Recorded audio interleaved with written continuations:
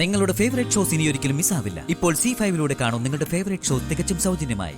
എന്തോ ഇപ്പോഴും എനിക്ക് ശരിക്കും അറിയില്ല. അപ്പൊ അങ്ങനെ വല്ലാത്തൊരു മാനസികാവസ്ഥയിലായിരുന്നു ഞാൻ. എന്നാലും ഇത് എന്നോട് വന്ന് പറയാൻ നിനക്ക് എങ്ങനെ നാവ് പൊന്തിയെന്നാ എനിക്ക് മനസ്സിലാവാത്തെ. കിട്ടിയ ഒരു അവാർഡും കളഞ്ഞു കുളിച്ചേച്ച് വന്നിരിക്കുന്നു. അതും ആ നിറഞ്ഞ സദസ്സിൽ വെച്ച് നീ കൂടി ചേർന്ന് ആ അവാർഡ് ശ്യാമയ്ക്ക് കൊടുക്കാന്ന് പറഞ്ഞ കേട്ടിട്ട് എനിക്ക് സഹിക്കാൻ പറ്റുന്നില്ല. അമ്മീ, ഞാൻ പറഞ്ഞില്ലേ, അതിന്റെ നടുക്കം ഇനിയും എനിക്ക് മാറിയിട്ടില്ല. ഞാൻ പറഞ്ഞത് ശരിയാ. അപ്പൊ എന്തൊക്കെയാ സംഭവിച്ചെന്നും ഇപ്പോഴും എനിക്ക് ശരിക്കും അറിയില്ല. അങ്ങനെ ബോധമില്ലാതെ ഓരോന്ന് ചെയ്യാൻ എന്റെ മോള് ലഹരിയൊന്നും ഉപയോഗിക്കുന്നില്ലല്ലോ? ഇല്ലല്ലോ.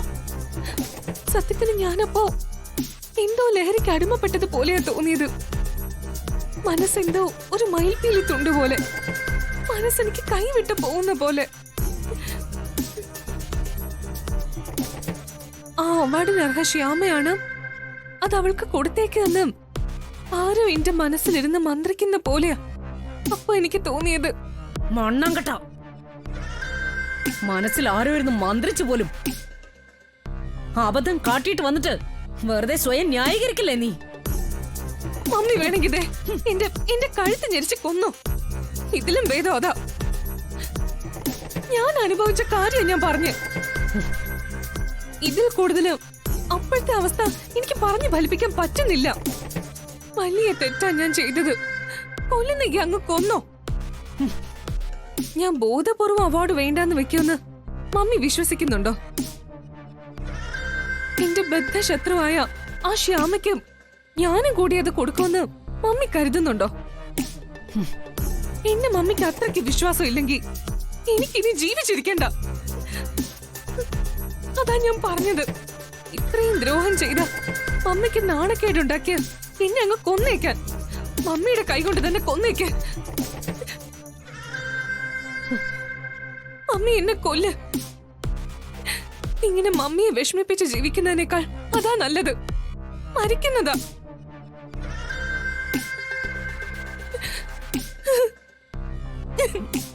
മോളെ, അത് കേട്ടപ്പോ അപ്പോഴത്തെ ദേഷ്യം കൊണ്ട് ഞാൻ ഓരോന്ന് പറഞ്ഞു പോയതാ. പോട്ടെ, കരയല്ലേ മോളെ, പോട്ടെ, കരയാതെ. ആ അവാർഡ് വാങ്ങി ജയിതാവിനെ പോലെ നിൽക്കുന്ന ശ്യാമയെ കണ്ട് മനസ്സ് തകർന്ന ഞാൻ ഇവിടേക്ക് വന്നത്. അപ്പൊ മമ്മി കൂടി ഇങ്ങനെ. ഞാൻ വിഷമം സഹിക്കാതെ പറഞ്ഞു പോയതാ. മോള് കരയാതെ. നിന്നെ എനിക്ക് മനസ്സിലാവും. കരയല്ലേ മോളെ. എന്നാലും മമ്മി എന്നെ സംശയിച്ചല്ലോ. കരയാതെ മോളെ. മോള് ഫംഗ്ഷൻ ഒറ്റയ്ക്കായിരുന്നല്ലോ. ഞാൻ ചെന്നൈയിലായി പോയി. സാരമില്ല, നമുക്ക് നോക്കാം.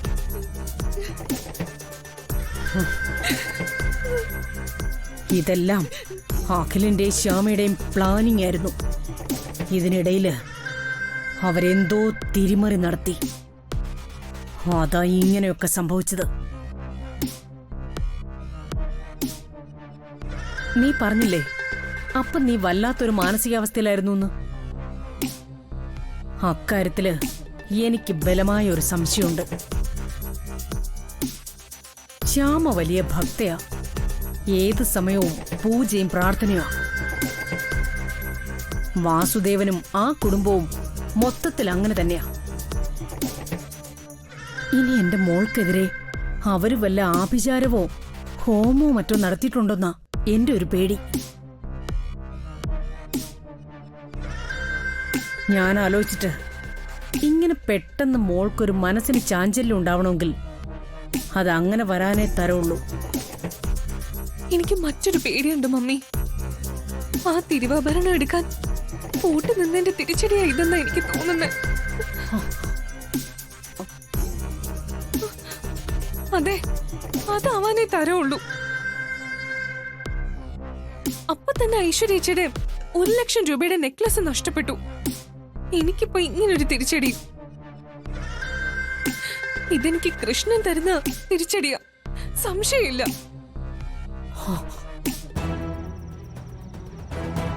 അവളുടെ നമ്പർ കിട്ടിയ അവളെ ഞാനിന്ന് ഓർക്കത്തില്ല.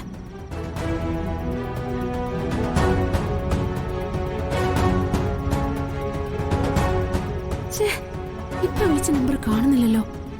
മനഃപൂർവ്വം ഡിലീറ്റ് ചെയ്തതാ. ഇപ്പൊ രക്ഷപ്പെട്ടു. ഇനിയും അവസരം എനിക്ക് കിട്ടും.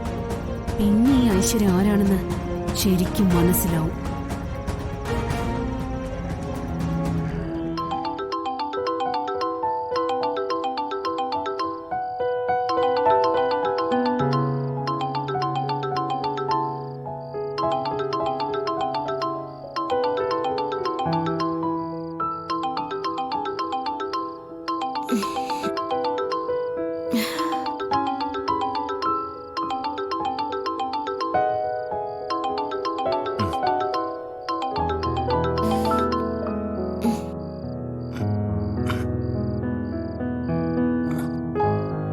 ഇതെന്താ ഈ സമയത്ത് അലാറം വെച്ച്? മനസ്സിലായില്ല.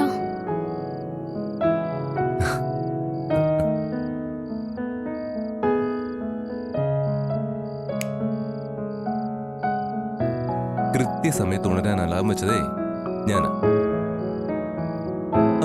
താനിങ്ങനെ മിഴിച്ചു നോക്കണ്ട. ഇന്ന് മുതൽ മ്യൂസിക് പ്രാക്ടീസ് തുടങ്ങുന്നു. ആ റിയാലിറ്റി ഷോയുടെ ഓഡിഷനെ ഇനി അധികം ദിവസമില്ല. അതൊന്നും നമുക്ക് വിധിച്ചിട്ടില്ലാന്നേ. പ്രാക്ടീസ് ചെയ്താലും നന്നായിട്ട് പെർഫോം ചെയ്തിട്ട് ഒരു കാര്യമില്ല.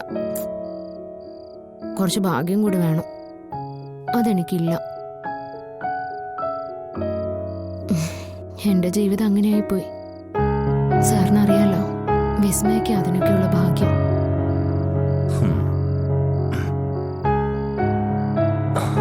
വെളുപ്പിനെ എഴുന്നേറ്റിരുന്ന് താൻ വിധിയെ പഠിക്കുക. സാറിനെ വിഷമിപ്പിക്കാൻ വേണ്ടിയല്ല, എന്റെ അനുഭവം കൊണ്ട് പറഞ്ഞതാ. എന്തനുഭവം? ശ്യാമയുടെ കരിയർ ഗ്രാഫ് ഉയരാൻ പോകുന്നില്ലുള്ളൂ. എല്ലാത്തിനും ഒരു സമയമുണ്ട്. അതുവരെ നമ്മൾ ക്ഷമയോടെ കാത്തിരിക്കണം. ഒടുവിൽ വിജയം ഉറപ്പാ. ആ, എന്നാ വെറുതെ കാത്തിരുന്നാ പോരാ. വിജയം നമ്മളെ തേടി വരില്ല. അതിനുവേണ്ടി മനസ്സർപ്പിച്ച് കഠിനമായി പരിശ്രമിക്കാം. ഫൈനൽ വിജയം അയാൾക്കുള്ളതാ, ഉറപ്പാ. അല്ലാതെ വിസ്മയെ പോലെ തന്ത്രങ്ങളിലൂടെ വിജയം നേടാൻ ശ്രമിച്ച ആ വിജയം താൽക്കാലികം മാത്രമാ. അതെന്നും നിലനിൽക്കില്ല. ഈ ലോകത്ത് വിജയിച്ചിട്ടുള്ളവരെല്ലാം അങ്ങനെയാ. അവസരത്തിന് വേണ്ടി തന്റെ കഴിവ് ഉപയോഗിച്ച് പടപൊരുതിയവരാ അവരെല്ലാം. ഒടുവിൽ ആ വിജയം അവരെ തേടി എത്തിയിട്ടുണ്ട്. ആ കീർത്തി എന്നും നിലനിന്നിട്ടുമുണ്ട്. സത്യത്തില് സാറിന്റെ ഈ വിശ്വാസം എന്റെ ബലം. ശരിയാ, എനിക്ക് മനസ്സിലാവുന്നുണ്ട്. ആ റിയാലിറ്റി ഷോയാ ഇനി എന്റെ ലക്ഷ്യം. ഇത്ര എന്നെ സ്നേഹിക്കുന്ന, എന്റെ നന്മയ്ക്ക് വേണ്ടി കഷ്ടപ്പെടുന്ന സാർ എന്റെ ഒപ്പം ഉള്ളപ്പോ ഞാൻ ഓഡിഷൻ ജയിക്കുക തന്നെ ചെയ്യും. ഡൗൺലോഡ് ചെയ്യൂ C5 ആപ്പ്. കാണൂ എല്ലാ എപ്പിസോഡുകളും സൗജന്യമായി.